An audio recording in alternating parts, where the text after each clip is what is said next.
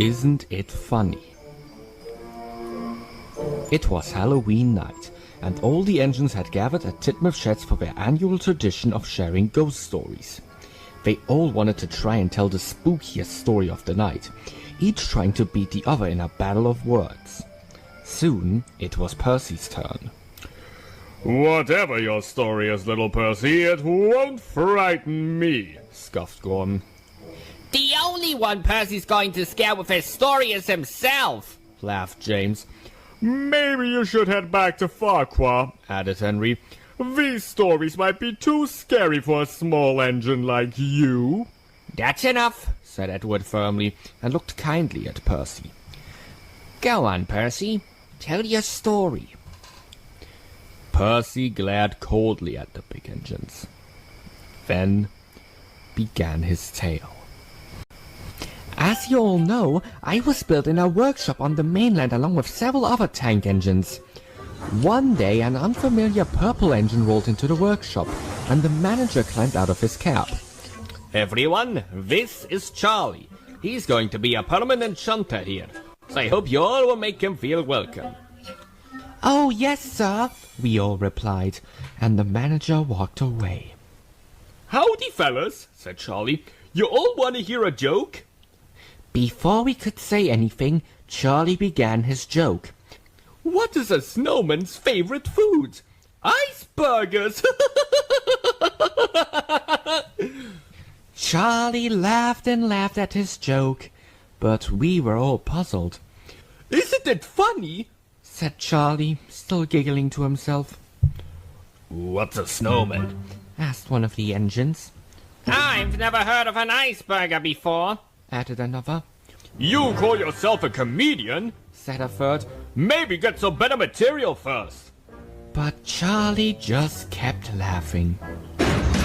Whenever Charlie shunted trucks in the yard, he would practice his routine with them.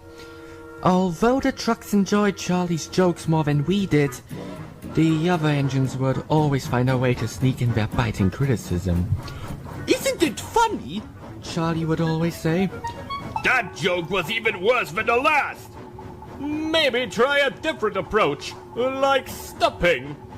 That was the least funny thing I've ever heard." But Charlie didn't care, and would just keep laughing at his jokes for minutes on end.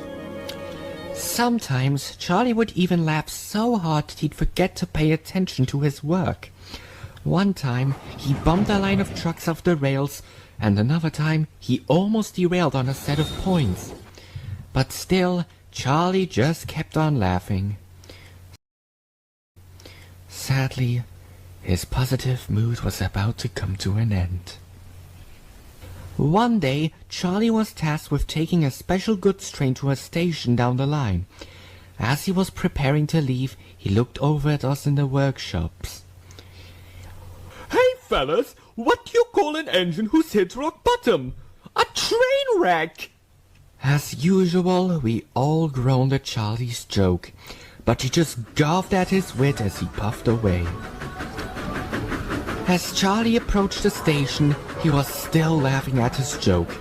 He was so distracted that he didn't notice the level crossing ahead, or the car stuck on it. Charlie struck the car with full force.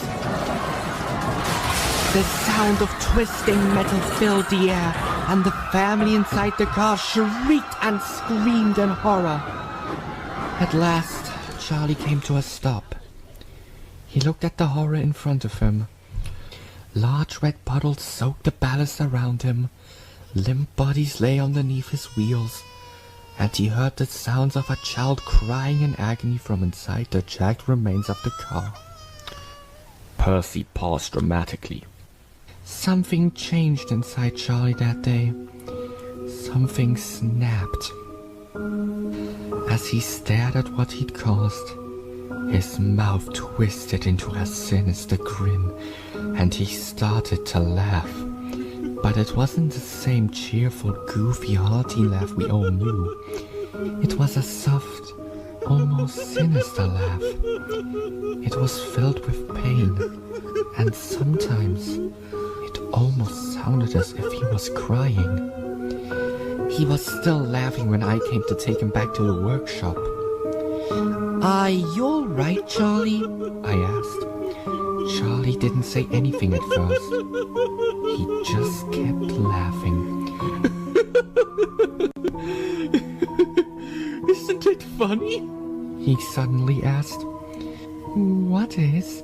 I asked nervously. That family in the car was just coming back from the hospital with their new baby. I was horrified by this.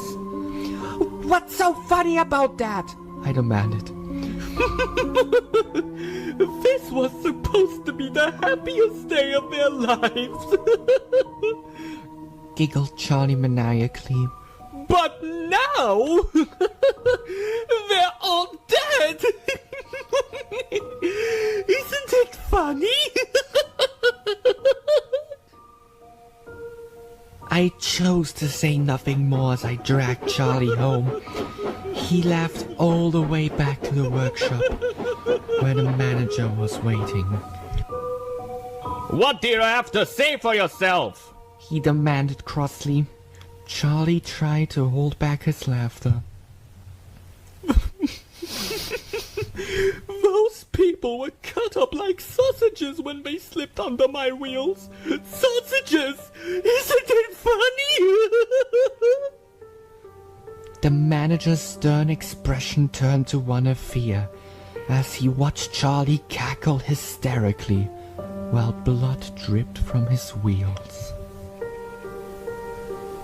I was ordered to shunt Charlie into a siding out of the way until the manager decided what to do with him. But even across the yard, we could all still hear Charlie's laughter. His jokes became much more grim, and the trucks no longer enjoyed Charlie's company. Hey, you trucks. What's the difference between you and the pile of firewood? You're much more fun to listen to when you're set ablaze. The trucks would only look away meekly as Charlie's blood-curdling giggles crept into their minds. But even at night, the laughter never stopped. Charlie's cackle echoed across the workshop, haunting us in our sleep. Eventually, the manager decided to have Charlie cut up for scrap, as no one would buy him, and he kept scaring away any potential buyers for us. I was given the task of shunting Charlie to the scrap yards. The manager rode in my cab. Charlie just kept on laughing. When we arrived, I shunted Charlie into a siding, while the manager explained just what was happening. You've caused me a lot of troubles these past few months, He said firmly. This is all you're good for now. Any last words? Charlie looked down at the manager, still giggling hysterically.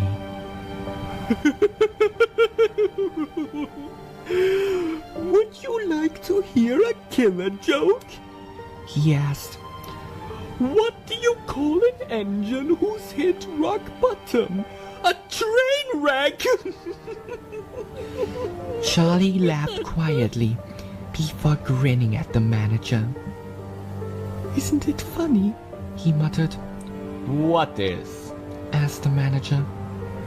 Just how much pain a harmless little joke can bring. Charlie whispered, his smile wider than ever. The manager said nothing and walked back into my cab as the cutters began their work. I'll never forget Charlie's demented laughter as the torches cut into his body. It's a sound that still haunts my dreams. His laughter seemed to grow louder and louder the further away I went from the scrapyard. But when I arrived back at the workshop, it stopped. The silence was almost unreal. But sometimes late at night, Charlie's laughter echoes across the line, from the workshop to the crossing and to the scrapyard. Some say he's still looking for someone to laugh at his jokes. I think he's looking for another punchline. Make sure it isn't you. The other engines were as still as ice. They stared at Percy, unaware that the little engine could tell such a horrifying story. Gordon, Henry, and James were all at a loss for words, so Edward spoke up. Well, Percy, that was certainly the scariest story I've heard in a long time. How did you come up with something like that? Percy looked morosely at the old engine. I didn't make it up, Edward, he said quietly. Charlie's still out there. Edward fell silent as Percy headed off for home, hopeful that his mind would never have to be haunted by Charlie's sinister laugh